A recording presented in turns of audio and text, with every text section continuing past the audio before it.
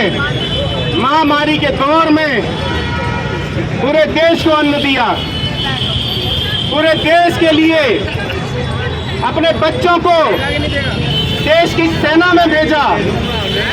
और आज चाहे कोई भी पुलिस हो, देश की फौज हो, आज उनको किसानों के सामने कर दिया गया, युद्ध जैसे हालात कर दिए गए।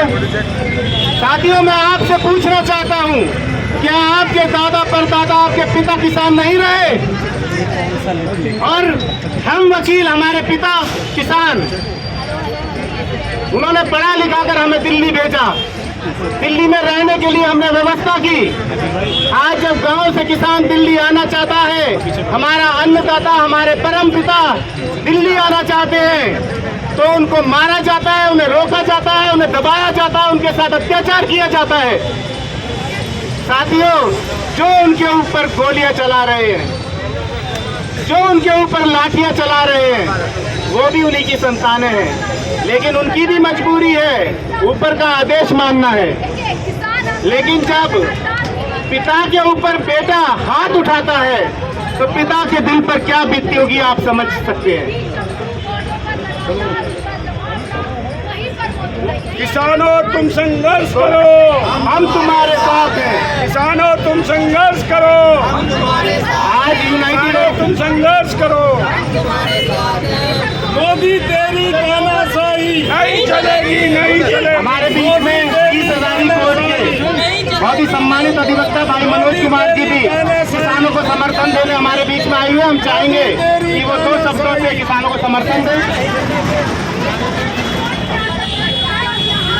साथियों, जो हमारे अन्नदाता हैं, उनको हमारे की राजधानी में आके प्रोटेस्ट करने से, जो कि उनका मौलिक अधिकार है, उससे रोकने के लिए सरकार क्या क्या नहीं जतन कर रही है, क्या क्या युद्ध जैसे हालात पैदा कर दिए हैं कि किसान दिल्ली की तरफ आ ना पाए। वहाँ बॉर्डर पे रोड में कीलें इतनी बड़ी बड़ी खोद दी गई है कि वो आ ना पाए। तो क्या वो यहाँ अगर प्रोटेस्ट करने आएंगे तो क्या वो उनको आतंकवादियों जैसा ट्रीट किया जा रहा है, जबकि वो किसान दिन रात मेहनत मजदूरी करके कैसे कैसे करके अन्न उगा के आप सभी लोगों को, हम आप जितने भी लोग हैं, चाहे वो कोई उद्योगपति हो, चाहे वकील हो, चाहे विद्यार्थी हो, चाहे कोई और साथी हो, जितने भी इंसान है, सबके लिए वो अन्न उगाता है। और अन्न के बिना आप हम सब लोग कोई जिंदा नहीं रह सकते हैं। और किसानों को की क्या मांग है? यही मांग है ना कि उनके जो अनाज है उनका एक जो मिनिमम मूल्य निर्धारित कर दिया जाए सरकार के द्वारा, और इसकी गारंटी दी जाए। और इसी के लिए पिछले कई सालों से ये लोग, मतलब मुझे लग रहा है कि 20-30 सालों से तो लगातार इसकी मांग चलती रही है।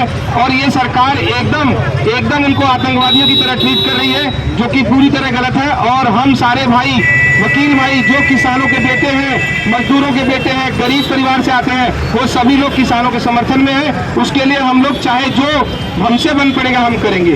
धन्यवाद भाई। थैंक यू मनोज, आपने बहुत अच्छा समर्थन दिया किसानों को, और हम चाहेंगे इस संघर्ष को, आपकी बात किसानों तक भी पहुंचे और देश की सरकार तक भी पहुंचे। हमारा यही मकसद है कि हम हाथ जोड़कर मोदी सरकार को कहना चाहते हैं कि आप जो भी आप निर्णय लें, किसानों के समर्थन में लें। आप किसानों की आवाज को समझें। किसानों ने आपको पहले भी रुलाया था, आपको मजबूर कर दिया था, आपको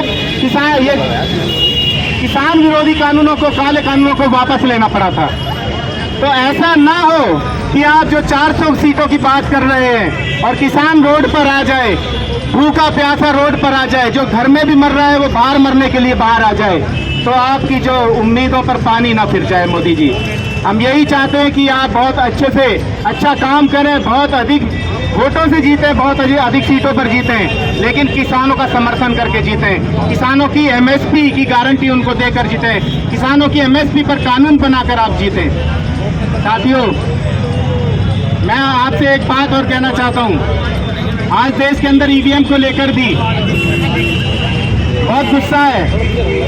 लोगों को लगता है, मेरी किसानों से भी कुछ दोस्तों से बात हुई, किसानों ने कहा जब तक ये ईवीएम रहेगी इस देश के किसी भी दबे कुचले की कोई भी अपनी मांगों को उठाएगा तो उनको नहीं सुना जाएगा, क्योंकि ईवीएम एक ऐसा माध्यम है जिसके द्वारा कोई भी सरकार निरंकुश हो सकती है और किसी भी आंदोलन को तानाशाही के द्वारा दबा सकती है। उसको वोट कैसे लिया जाए उसको उसकी चिंता नहीं है, क्योंकि ईवीएम के माध्यम से वोट की चोरी हो सकती है। साथियों, आपने देखा पिछले दिनों पाकिस्तान में चुनाव हुए, पाकिस्तान में बैलेट से चुनाव हुए। अब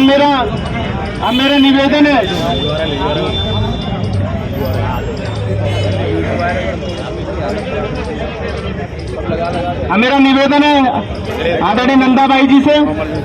अच्छा, हमारे तोमर जी अधिवक्ता हमारे बीच में है, तो किसानों को समर्थन देने के लिए भाई सिचेंद्र तोमर जी भी आए और किसानों को समर्थन के संबंध में 2 शब्द बोले। मैं आपके जैसे किसानों के समर्थन में पूरी तरह अपने साथ हूँ, उनके साथ हूँ और सबके साथ लेके चलना चाहता हूँ। मैं चाहता हूँ कि किसानों की सारी मांगें मानी जाए, क्योंकि किसान हमारा अन्नदाता है। पूरी रात वो अपने खेतों में काम करता है और खेत कर अपना परिवार तक को भी नहीं देख पाता। उसके बाद वो अन्न उगाता है, पूरे देश को अन्न उगा के देता है। उसके बाद पास ये पूंजीपति उसको कहना सारा अन्न खरीद लेते हैं, देश की जनता को भूखा मारते हैं। इससे आगे हम क्या कर सकते हैं? किसानों को आने दिल्ली में बहुत जरूरी है, उनके जो आने में कोई किस तरह की रुकावट न डाली जाए। मेरा निवेदन है राजेंद्र पाल गौतम जी से कि राजेंद्र पाल गौतम जी बाइट देंगे, अभी थोड़ी देर में सभी आप बाइट दे देना। थोड़ा कार्यक्रम चल रहा है, कार्यक्रम के बीच में अपनी बाइट सुना दें। राजेंद्र पाल गौतम जी, सॉरी राजेंद्र पाल जी। हमारे बीच में बहन मोबिना खान जी भी आ चुकी है, जो हमारे 30,000 कोर्ट की बहुत ही सम्मानित अधिवक्ता हैं। किसानों के समर्थन में आज जैसे पूरे अधिवक्ता साथियों ने बीड़ा उठाया कि हम किसानों का स्वागत करते हैं। इस देश के किसानों को रोका ना जाए, वे देश के नागरिक हैं और देश का कोई कानून किसी भी राज्य से दिल्ली के अंदर आने में और दिल्ली से किसी भी राज्य में जाने में कोई रोक नहीं लगाता है। कोई भी ऐसा कानून नहीं है देश का। अगर कोई आपको गैर कानूनी तरीके से रोकता है तो हम उसका विरोध करते हैं और किसानों का समर्थन करते हैं, किसानों की एमएसपी की मांग का समर्थन करते हैं।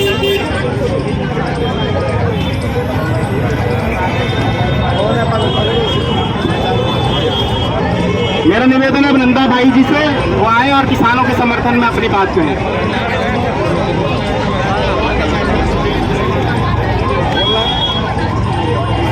सभी पत्रकार बंधुओं को मेरा धन्यवाद, बहुत बहुत जिंदाबाद सभी पत्रकार बंधुओं से, जो आपने आज इन किसानों की आवाज़ को जो उठा रहे हैं।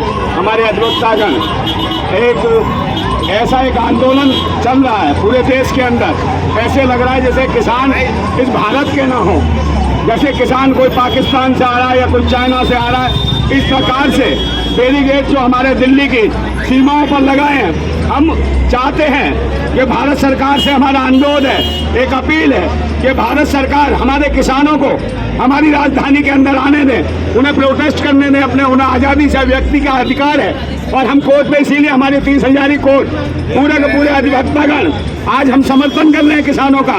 कल हमने एक सांगठनिक रूप से कल एक पुतला फूंका था मोदी जी का कलकत्ता कोर्ट में, वहाँ पर भी हमने किसानों के समर्थन में ऐलान किया था कि अभी हम जो पूरे अधिवक्तागण, अभी तो हमारा जैसे एक कोर्ट चल रहा है, अगर किसानों की नहीं सुनी जाती तो कहीं ना कहीं देश के जितने भी वकील हैं हमारे, चाहे सुप्रीम कोर्ट के वकील हैं, हमें सड़क पर आना पड़े, मगर किसान हमारा अन्नदाता है, हमारा भाग्य विधाता है। इस किसान के साथ सारे अधिवक्तागण लगेंगे, क्योंकि कहीं ना कहीं किसान हमारी पृष्ठभूमि है, खेती हमारी पृष्ठभूमि है, किसान हमारा अन्नदाता है, हमारा पिता है, हमारा कर्मदाता है, वो हमें अनाज देता है। और मैं बार बार कहता हूँ कि भारत के वो लोग, वो नागरिक, वो समर्थन करें, जो अनाज खाते हैं वो किसानों का समर्थन करें, जो दूध पीते हैं वो किसानों का समर्थन करें, क्योंकि जो ये सारा अनाज आ रहा है वो गांव से आ रहा है, खेत खलिहान से आ रहा है। आज स्थिति हमारे देश के अंदर जब से सरकार आई है, जो आदमी जूता बनाता है उसके बच्चों को जूता चप्पल नसीब नहीं है, जो किसान अनाज उगाता है